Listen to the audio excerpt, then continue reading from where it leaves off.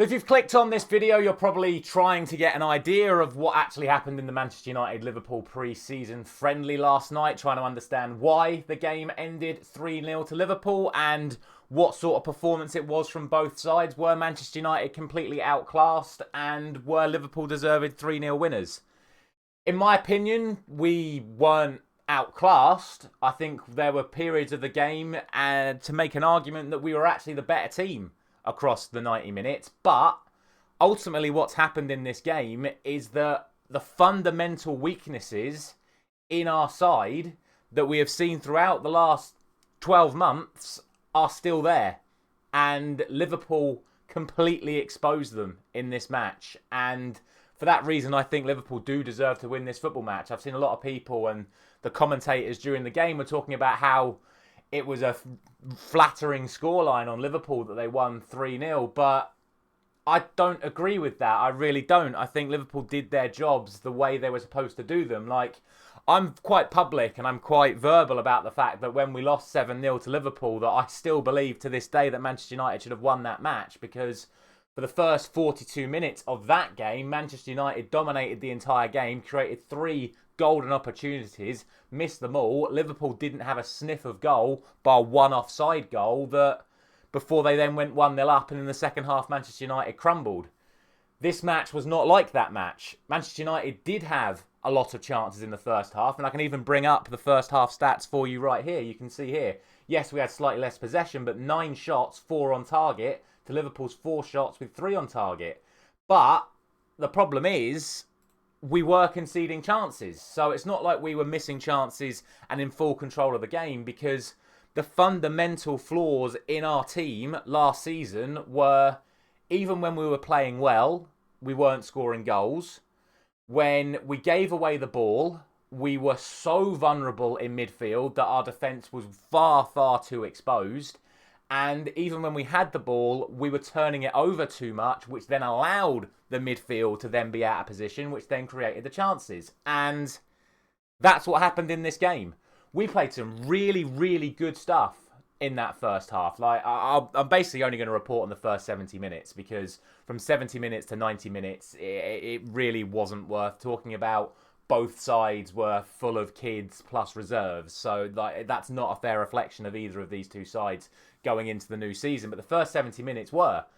And that is what happened in those 70 minutes. Manchester United were on top for the vast majority of the game. The amount of chances that we made. The goalkeepers for Liverpool combined made 8 saves in those first 70 minutes, whereas Manchester United's Onana only made 2. So we're creating the better opportunities, but we're not taking them. And yes, there was no striker. Højlund's now injured. Xerxes not coming in till next week. By the way, we're playing Man City in 6 days' time. And if we play like this, we're in massive, massive trouble, because this is the state of what we're at. And unfortunately, going into the new season, if this is how we're going to play, we're not going to achieve anything. And that's why the title of this video is Nothing's Changed. Because nothing has changed.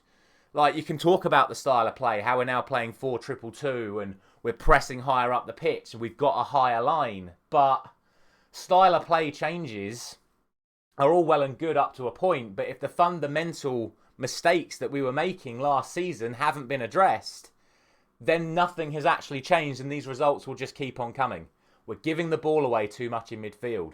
We're leaving the defence too exposed. Even more so now, like this 4-2-2 that we're playing, the high press is good, but one pass through that press and we're screwed. The amount of 4v4s that Liverpool had with Salah, Carvalho, Elliott and Jota running at Amass, Evans, Lindelof and Wan-Bissaka, it's frightening. And to be quite honest with you, I think we're lucky it wasn't more, because that is how exposed we were when we got turned over.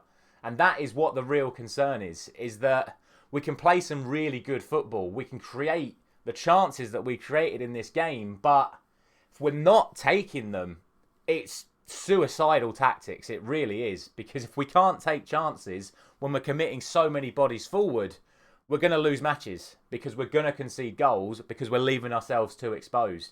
And it's so hard for the manager to find a balance between that. And, you know, there is a part of me that says you've just got to keep going at it. wait for Højlund to come back, wait for Xerxes to come into the team, wait for Bruno Fernandes to come into the team, where you've got that little bit of extra quality in the final third, where if we are dominating games, you'd think those players would score the chances. But like I said, we've had 8 shots on target and the goalkeeper's made 8 saves. So it's not like we're missing the chances either. We are getting them on target. We're just not finding the back of the net. And that's why it is a small positive. But I am very, very concerned by what I saw in that performance there, because I do think we were well beaten by Liverpool, and I don't think that scoreline is flattering because, like I said, an even more clinical Liverpool side. Let's not forget the players missing for Liverpool: Alisson, Trent, Van Dijk, Robertson, McAllister, Soboslai, Nunes, Gakpo, Diaz. 9 players that could go into that first team were not playing for Liverpool today. For Manchester United, you're realistically only looking at Bruno, Dalot, Martinez, maybe Garnacho, maybe Mainu that go back into that starting lineup. So we fielded a much stronger starting 11 than what Liverpool fielded today, and we lost 3-0. So that shows you how far away we are right now. And I don't care about the positives, because for me, the negatives today far outweighed the positives. So to be honest, I don't really have much more to say. I thought Harry Amass had another really good game. I think he has to start getting more minutes this season. We keep talking about we need a new player that can play at left back. We don't. Like, if Luke Shaw's unavailable, just play Harry Amass. He gave Salah a hell of a game today. Mohamed Salah is one of the best right wingers in world football, and it wasn't Harry Amass's fault when Salah created his assist. It was Toby Collier who was drawn out of position. Yes, Amass did initially give the ball away, so you can pin it on him in that regard. But the 1v1 with Salah, I think Amass actually came out on top. I thought he tackled him really well. I thought he marked him really well. And going forward, some of the balls he was putting into the box at the other end were fantastic. And like I said, we weren't capitalising on those balls into the box. Other than that, I wouldn't say there was any standout performances from Manchester United players. Casemiro got exposed again, diving into challenges. I was singing his praises about what a good pre-season he had. That went out the window in the first 10 minutes of the match when Fabio Carvalho squared him up and just did one little fake shot. It wasn't even like a crazy bit of skill. He literally just did a bog standard fake shot, cut inside, and Casemiro's completely lunged in, giving Carvalho then that free shot, a goal that deflects in. It's an unlucky deflection, but Casemiro does his defensive job properly. If he stays on his feet and actually puts himself in the right position, Liverpool don't score that goal. So Casemiro's been exposed again. It's a real concern that when you look at that team and the fact that the only additions we've made so far are Xerxes, who's not been available yet, and Yoro, who's now out for 3 months. We're using the exact same players as last season. We're trying different tactics, but the fundamentals are still not happening. And I think mentality comes into it as well. Again, I know it's pre-season, so you can go, oh, well, it's only pre-season.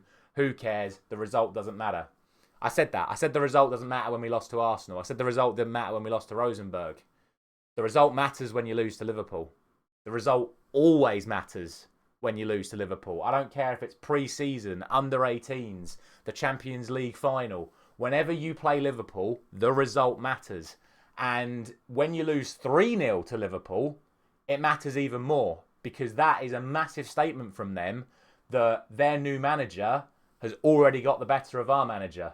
And they're missing nearly their entire first team, and they're beating us that easily. Let's not forget, not only are we playing City in a week's time, we're playing Liverpool in 3 weeks' time.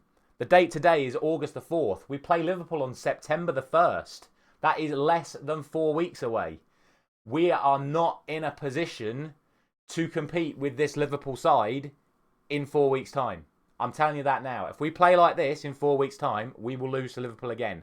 If we play like this in 6 days' time, we will definitely lose to City. So it is a concern. It's a real worry. Like I said, some of the attacking style of play looked really good, but we didn't put the ball in the net. And we left ourselves exposed, and we got exposed, and we lost 3-0. Let me know your thoughts down in the comment section below. Where does this leave Manchester United's prospects for this season?